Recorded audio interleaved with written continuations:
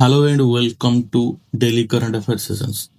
तो आज हम बात करने वाले हैं 24 अप्रैल का जो भी करंट अफेयर रहेगा, तो उसको आज हम डिस्कस करने वाले हैं थ्रू द एमसीक्यूज। सो फिर चलिए शुरू करते हैं पहले क्वेश्चन से। तो पहला क्वेश्चन ये है कि the Garia Puja festival is mainly celebrated in which state. तो ये कहाँ सेलिब्रेट किया जाता है? हमारा त्रिपुरा में। त्रिपुरा में दो ट्राइब है, एक है हमारा Kokborok speaking tribe and a Halam tribe, ये दोनों सेलिब्रेट करते हैं। और ये बैसाख के मंथ में सेलिब्रेट करते हैं जो कि अप्रैल मंथ में आता है। एंड ये स्टार्ट होता है हमारा 21 अप्रैल से एंड ये 7 दिन तक चलता है। इसमें हम एक्चुअली ट्राइबल ट्रेडिशनल ड्रेस पहनते हैं एंड डांस भी करते हैं। एंड ये एक्चुअली उनका कोइंसाइड करता है हमारा जो बंगाली न्यू ईयर होता है बर्षबरण, उसके साथ एक कोइंसाइड करता है। अगर हम कुछ बात करेंगे कोकबोरोक लैंग्वेज के बारे में, तो ये त्रिपुरा का ऑफिशियल स्टेट लैंग्वेज है सिंस 1979। और टोटल स्टेट में से 24% लगभग ये लैंग्वेज बोलते हैं। एंड हिस्ट्री का जो त्रिपुरा किंग्स का हिस्ट्री है ये भी इस लैंग्वेज में लिखा हुआ है एंड कोलोमा स्क्रिप्ट में।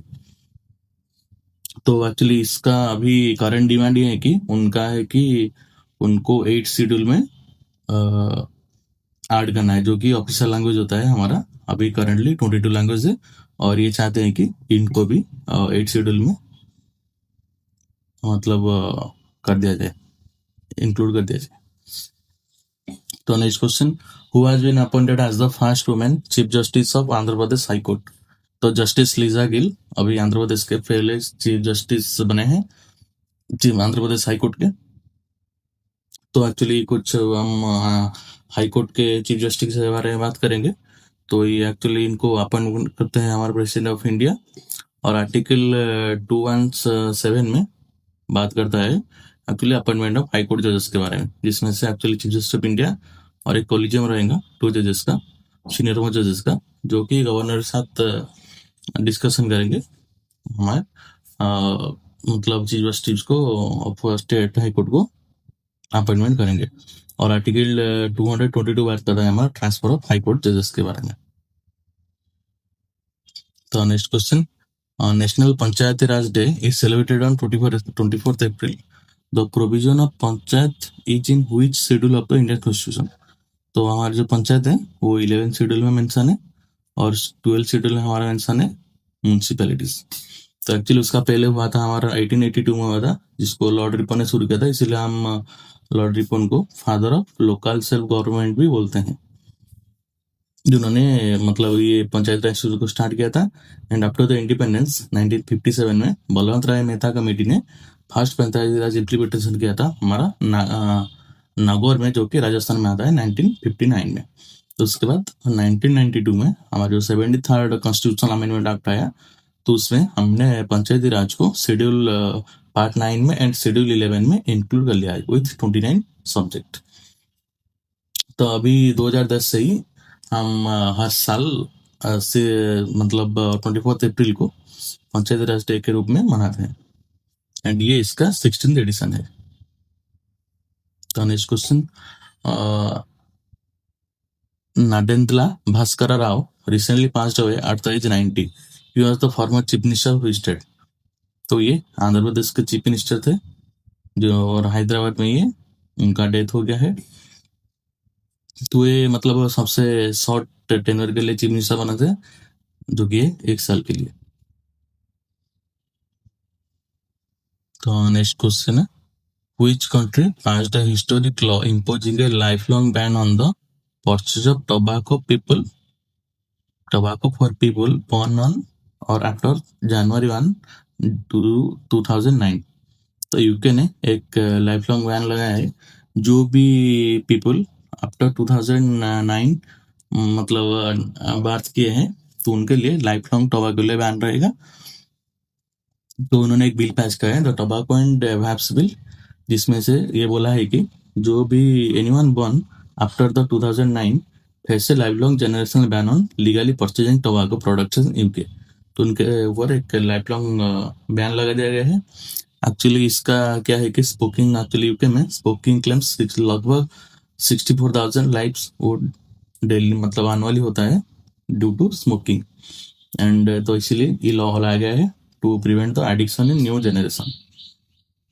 तो यूके ऐसा फर्स्ट कंट्री है जो ऐसा लॉ लागू करने वाला है। Next question, who was awarded the prestigious breakthrough prize 2026, जिसको हम ऑस्कर ऑफ साइंस भी बोलते हैं, इन मैथमेटिक्स कैटेगरी। तो फ्रैंक मार्ले को ये अवार्ड दिया गया है। तो ये एक एक्चुअली फ्रेंच मैथमेटिशियन थे, मतलब बस ये पेरिस यूनिवर्सिटी के। इन्होंने रिकॉग्नाइज किया है फॉर मेजर इनोवेटिव कंट्रीब्यूशन। और ये 2000 मतलब ये जो अवार्ड है ये 2012 से शुरू किया गया था बाय द टेक बिलियनर के द्वारा शुरू किया गया था, जिसमें से मार्क जुकरबर्ग इनपुट थे। और 3 कैटेगरी में दिया जाता है, mathematics, fundamental physics and life science. तो next question, under which constitutional article has the Supreme Court recently considered road safety as a part of fundamental right of citizens? तो rights to safe road को अभी उन्होंने article 21 में included है। Article 21 बात करता है हमारे right to life and personal liberty के बारे में। तो पहले उससे इसका अंदर था right to fresh air, right to education, क्योंकि 21A में आता है, and right to water, right to clothing, right to privacy and right to food. अब ये राइट टू सेफ रोड भी ऐड हो गया है। तो एक्चुअली ये केस क्या है कि पीआईएल के मतलब सुनाने के दौरान उन्होंने ये बोला है कि रोड ऑफ सेफ्टी मतलब रोड सेफ्टी भी एक right to life and personal liberty के अंदर आ जाएगा, जो कि आर्टिकल 21 के अंदर आता है। And the state is constitutionally mandated to ensure safe road infrastructure and enforce traffic rule. Otherwise state के ऊपर मैंडेटरी है कि to ensure safe road infrastructure and traffic rule को एनफोर्स करना। तो next question, according to the Ember's global electricity review 2026, which country surpassed the USA to install more solar capacity in 2025? तो India ने अभी USA को सरपास कर लिया है, अभी सेकंड पोजीशन पे हो गया है, और पहले है हमारा चाइना। यूएसए अभी मतलब थर्ड पोजीशन को शिफ्ट हो गया है। तो एक्चुअली 2025 में 33% of global electricity came from the renewable solar resources है, जिसमें से सोलर है। उस रिन्यूएबल में 70% सोलर से ही आया है। अगर इंडिया के क्लीन एनर्जी के बारे में बात करेंगे तो टोटल जो नॉन फॉसिल फ्यूल एनर्जी है हमारा 283 गीगावाट, जिसमें से हम 150 सोलर से लाते हैं, एंड विंड से आता है हमारा 56, एंड हमारा हाइड्रो से आता है 56 गीगावाट। और इंडिया अभी second largest clean energy source के रूप में बन गया है। The Moody's rating has reduced India's GDP growth forecast for financial year 2027 from 6.8% to 5%. तो अभी 6% को गिर गया है। क्योंकि मेजर कारण ये बताते हैं कि क्योंकि अभी जो वेस्ट एशिया में कंफ्लिक्ट हो रहा है ईरान और इजराइल के बीच में, उसकी वजह से ये मतलब ड्रॉप हुआ है। एंड डोमेस्टिक फैक्टर ये है कि consumer demand with Indian market अभी डिक्रीज हो गया है। तो next question, under which act online gaming authority of India been established? तो promotion and registration of online gaming act 2025 के तहत ये online gaming authority of India establish हुआ है, जो कि ministry of electronics and IT के अंदर आता है।